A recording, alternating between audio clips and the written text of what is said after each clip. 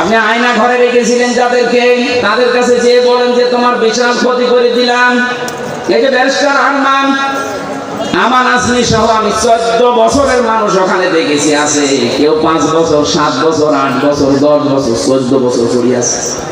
এত বড় বড় নখ হয়ে গেছে, চোখ দাড়ি গোপ, মনে হচ্ছে কেউ জঙ্গল থেকে বেরিয়ে আসতেছে। রিমান্ডে যখন আমার মাটির নিচে নিয়েছে, কেউ কিছু মানুষকে দেখেছি এই নখ দিয়ে খসিয়ে খসিয়ে ওই দেওয়ালের সাথে মাটির নিচে লিখে রেখেছে, ভাই যদি কেউ বাইরে যেতে পারে এই নাম্বারে জানাবেন যে আমি বেঁচে আছি। একটা মানুষ 10 বছর 14 বছর জানে না যে কোন বছর চলছে, জানে না এটা যে কি মাস তাও তার জানা নেই, কি বার তাও জানে না, কয়টা বাজে তাকেও জানে না। অথচ তার মাথার উপর দিয়ে গাড়ি ঘোড়া চলছে, মানুষ চলছে, হালকা আওয়াজ পাওয়া যেত। কি কঠিন ভয়ঙ্কর পরিস্থিতি শুনলে আপনাদের ভয় লাগে। আর আমরা নিজে ফেস হয়েছিলাম মাত্র 10 দিন, আমি তাই পাগল হয়ে গেছি। আর একটা মানুষ 14 বছর আছে। আর আপনি এখন এই সমস্ত জিনিসের সাথে যারা জড়িত ছিল, ওরা যদি বলে আস্তাগফিরুল্লাহ, আপনি কি আল্লাহর কাছে দোষ করেছেন? আপনি দোষ করেছেন যার কাছে? এরকম বহু মানুষ এই 15 বছর আপনার কারণে ব্যবসা করতে পারে নাই। কথা বলেন না কেন? 15টা বছর আপনি চাঁদাবাজি করেছেন, তার অর্থনীতি নষ্ট করে দিয়েছেন। বহু মানুষকে 15 বছর তার জায়গা মতো উঠতে দেননি। এটা ভাঙিয়ে বললাম। বহু মানুষ উপরের চেয়ারে ওঠার কথা ছিল, আপনি 15 বছরে তাকে উঠতে দেননি। আর ডক্টর মোহাম্মদ ইউনূস চরিত্রবান মানুষ চাচ্ছে। চরিত্রবান মানুষদের আমি বিভিন্ন জায়গায় বসাবো, আজ আমরা দিতে পারছি না, কারণ 15.5 বছরের চরিত্রবান মানুষ এখানে উঠবে। ওই চেয়ার গুলোকে চরিত্রহীন মানুষ দিয়ে ভর্তি করে রেখেছিলেন। মানুষগুলোকে তো উঠতে দেননি, এরা জায়গা মতো যাবে কি করে? এদেরকে বিশাল ক্ষতি করে দিলেন 15.5 বছরে। এখন কাবার গেলাম ধরেও যদি বলেন আস্তাগফিরুল্লাহ, জীবনও মাফ হবে না। মাফ হওয়ার একটা পদ্ধতি আছে, যে মানুষগুলোর ক্ষতি করে দিলেন জীবনের, এদের এই জীবনের ক্ষতিপূরণ দেওয়া লাগবে। আমি আশা করছি আমার কথার ইঙ্গিতে আপনি বুঝেছেন যে কি ক্ষমা কি করে চাওয়া লাগে। অপরাধ করেছেন একজনের কাছে আর মাফ চাচ্ছেন আপনি আর একজনের কাছে। এক ওসি পেয়েছিলাম জেলখানায়, আমার বলছে হুজুর দেখেন তো আমার তওবাটা কেমন করে হয়ে গেল।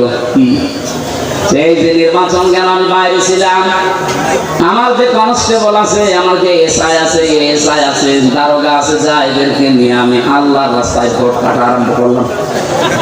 রাত 12টার পর থেকে কোরআন শরীফ আমার সামনে এইভাবে বলছি। আমি ফাঁসির কন্ডেম সেলের ভেতরে আছি, উনি আমার সাথে দেখা করতে এই তাওবা শোনাচ্ছে যে আমি তাওবা করেছি, আমার চাকরি হয়েছে। রাত 12:30টার পর থেকে আমরা আরম্ভ করলাম ফজর আগ পর্যন্ত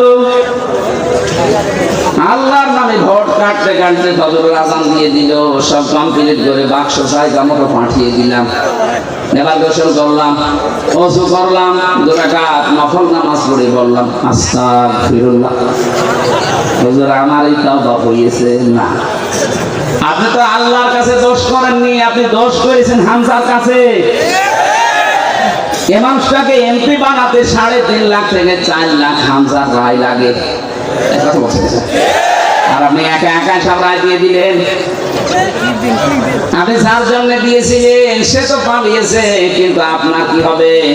সবচেয়ে ভয়ঙ্কর কথা হচ্ছে আপনার এই 15.5 বছরের ভেতরে যারা ভোট দিতে পারে না এমন অনেক মানুষ মারা গেছে, তাদের কাছে আপনি মাফ চাবেন কি করে? সবচেয়ে ভয়ঙ্কর কথা। বেঁচে আছে যারা বাড়িতে বাড়িতে গিয়ে বললেন যে আপনার ভোট আমি দিয়েছিলাম, আপনি কিছু মনে করেন না, অন্তত একটা ভোট দিতে পারেনি 10,000 করে টাকা দেবো, তাও তো সে মাফ করে দিতে পারে। কিন্তু যারা মরে গেল কবরে আছে, তাদের কাছে আপনি মাফ চাবেন কি করে বলেন? এটা বিশাল ক্ষতি করে ফেললেন। এই ক্ষতিপূরণ আপনি কিভাবে তুলবেন বলেন তো?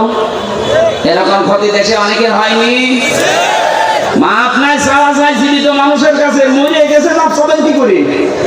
কি করলেন বলেন আপনি? এখন নিজের কি ক্ষতি করলেন? এরকম ক্ষতি যেন সামনে কেউ আর না করেন। অনেকে এরকম ক্ষতি করার জন্য মশালে বসে আছে যে দাঁড়ান খালা হাতে আগে পায়। এই জন্যই তো বিচার ব্যবস্থায় যারা আছে শক্ত হওয়ার জন্য আহ্বান জানাচ্ছি। এমন বিচার করবে আন্তর্জাতিক অপরাধ ট্রাইব্যুনালে, কিয়ামতের আগে যেন কেউ আটকে ওঠে মানুষ। তাছাড়া এটা বন্ধ হবে না। কথা বুঝতেছেন?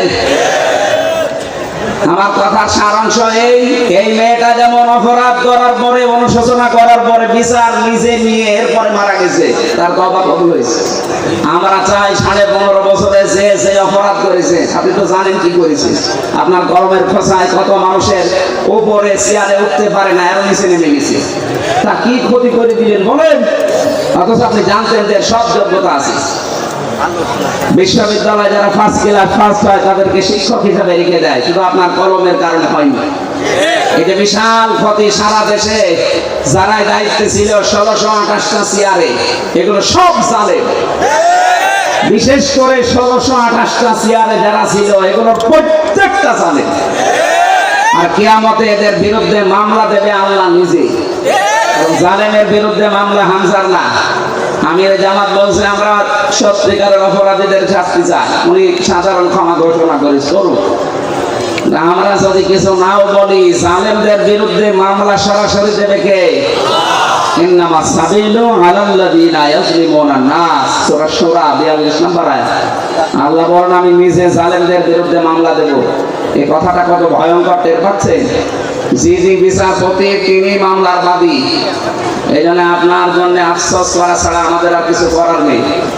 আপনার জন্য ক্ষমা চাইলেও ক্ষমা হবে না, কারণ জালেমদেরকে আল্লাহ হেদায়েত দিচ্ছে না, দেবেও না। আল্লাহু লা ইয়াহদিল কওমাজ জালিমিন। ইয়াহদি এটা মুজারি, বর্তমান ভবিষ্যৎ, প্রেজেন্ট ফিউচার। এই জন্য জালেমদের জন্য আফসোস, সামনে যেন কেউ আবার জালেম না হয়ে যায়। কথা বলো না কেন? আমরা দেখতে পাচ্ছি বাংলাদেশে এখনো বুঝে হোক না বুঝে হোক, আবেগে হোক আর যেভাবে হোক, অনেকেই জালেম হওয়ার জন্য চেষ্টায় আছে। না, আপনি জালেম হবেন না, মাজলুম হন।